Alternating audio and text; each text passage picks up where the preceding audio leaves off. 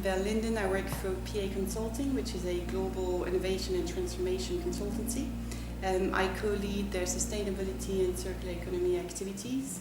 And we've got now a growing team of passionates actually in the firm who starts from strategists to business model experts, trying to help organizations understand the opportunities of sustainability and circular economy.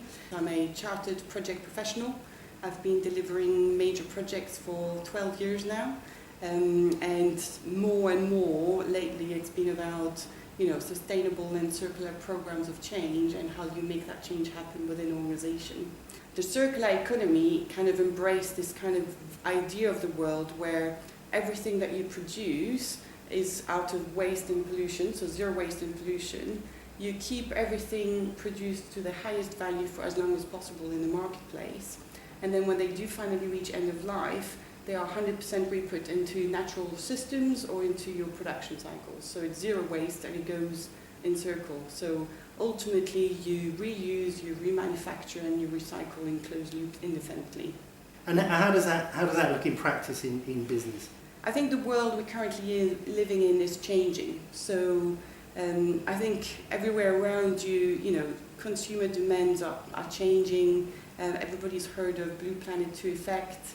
There's new legislation being put in place. I think the Parliament is going to vote on a new environmental bill in June. But I think what's really interesting for business is, companies like BlackRock, one of the biggest investment or the biggest investment company in the world, are now saying actually that if you want their support, then you need to be a company that embraces sustainability, because they see sustainability as a profit and a long-term success criteria for businesses. Just to give a few numbers, 12 trillion additional revenue per year is what the SDGs could bring, and 1 trillion is per annum in terms of additional revenue for the circular economy is kind of the numbers that people keep in their mind really when they look into this. Okay, you mentioned the SDGs. Yes. So those are the UN Sustainable Development Goals. Yes, absolutely. The UN Sustainable Development Goals, and really the circular economy, the way we see it is it's going to be an enabler of the SDGs. Can you give me some examples? It sounds very good in principle, but if I'm running a manufacturing business or I'm building a railway or whatever I'm doing, how might that change and what might that look like? Yeah, sure. So one example that I like to say is around, Philips, for example. So one of the fundamental principles behind the circular economy is moving from an economy of product to an economy of service. So do you actually need to own the light bulbs of the building?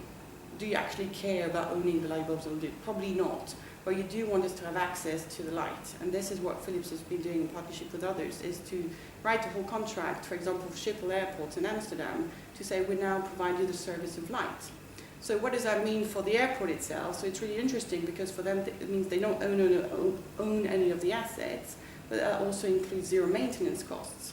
And what does that mean for Philips? It's really interesting because they have now kind of a relationship with customers that starts at the point of sale instead of ending at the point of sale.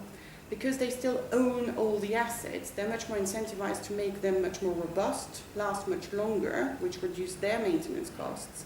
And when they finally do reach its end of life, because they're still responsible for it, they know where they are, so they can re-put them entirely into the next production cycle, to reduce significantly the manufacturing costs for the next generation of goods that they need to put into the market. So that's an interesting example that is out there. Maersk, for example, they've now launched their next kind of big naval ship, and they've created a cradle-to-cradle passport.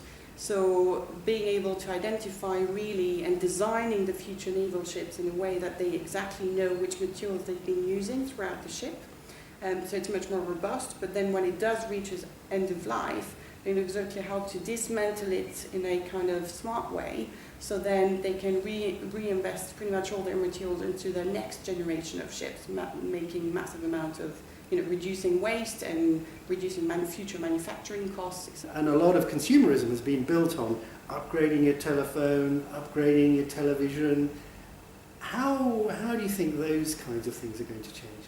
So I think there's going to be new markets happening and emerging, and we start to see them more and more. So a typical way today is probably we operate in a B2B, B2C environment.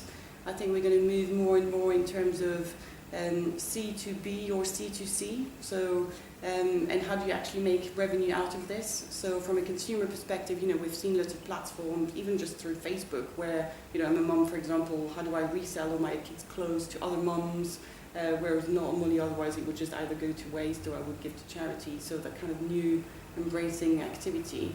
But also how do you see actually your waste as a valuable item? How do you ensure that, byproduct valorization, how do you make sure that something that normally would pay to get rid of, how do you actually create new revenue for it? That's really interesting. Sharing concepts, so Airbnb is a typical example. Airbnb is outgrowing Marriott hotels, and they don't own one house. Uber again is another one. They don't own one car, but look at the revenue that they're making. So from a consumer perspective, that's quite interesting as well, because it generates new areas for growth, but it also creates new areas for growth for organizations to tap into. Yeah, that's great. You're suggesting a range of scales there. So there's activity at the consumer level in terms of kind of free cycling or local communities where you're recycling materials and not taking them a long way. And then at the other end of the supply chain, or the other end of the scale, you've got what are very large platforms like Uber and others who are enabling this across the world. Absolutely. So that kind of brings us neatly to the world of major projects. I think there's probably two lenses to look into that. Is about how can we, as project professionals, support our own organizations delivering their future sustainable programs successfully, but also how can we make all projects, major projects that we actually deliver, become more sustainable and have constantly the sustainable lens to it. But I think sustainable major projects are fundamentally different to potentially non-sustainable ones.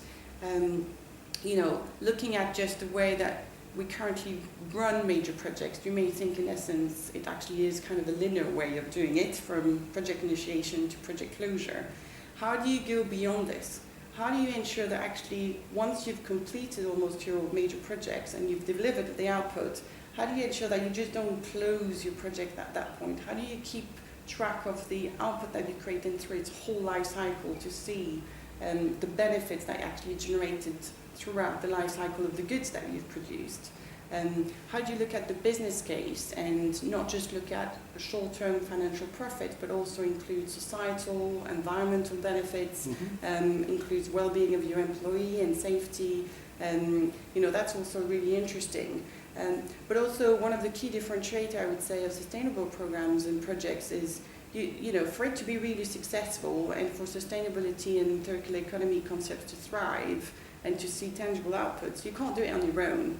You need to embrace a whole ecosystem around you. You need to understand, which suppliers will be willing to partner with you and share benefits and risks.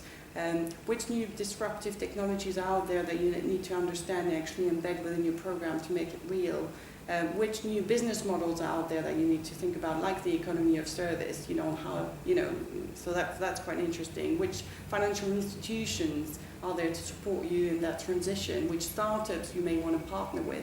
So I think it's about understanding this whole ecosystems around you to say, to be really circular, I can't do it on my own, I need to imply the whole supply chain with me.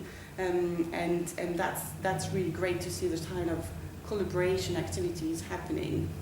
Circular economy probably took a lot of ground in the last 4 or 5 years, and one of the key organizations to mention is the Ellen MacArthur Foundation. They are basically looking really at the economics of the circular economy and seeing how we can help the world transition towards the circular economy.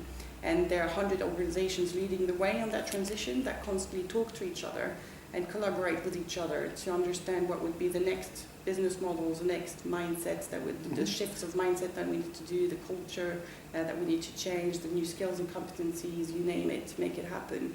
PA is a member of the C100 organization, and it's really great to just be able to understand what's happening in the market, but then also when ideas emerge, how do you create bridges with actually all the players so that real solutions can be applied?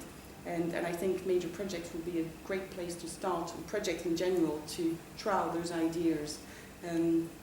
technology is another key one, I would say, and another great collaboration is the United Nations Global Compact Project Breakthrough. So, 9,000 organizations talking to each other, trying to understand what would be the disruptive technologies of tomorrow. Just to finish, if you look forward maybe 3 or 5 years, what would you like to see, or what would you like to see, or what would you expect to see in terms of the circular economy? I think what would be great as well is to have major projects where you feel like the resources and the people involved understand sustainability, embrace sustainability and the circular economy, fully trained about it, and excited about it, and have this kind of competency framework to be able to make the real difference.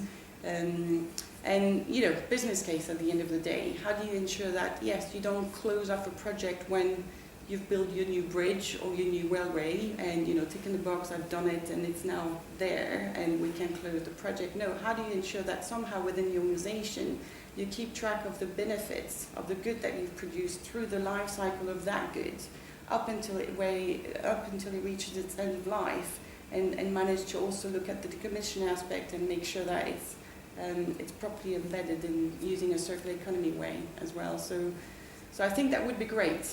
If in 3-4 years, the major projects community would be able to, have sustainability as part of the day-to-day way of how we deliver major projects instead of a separate business entity or, work stream.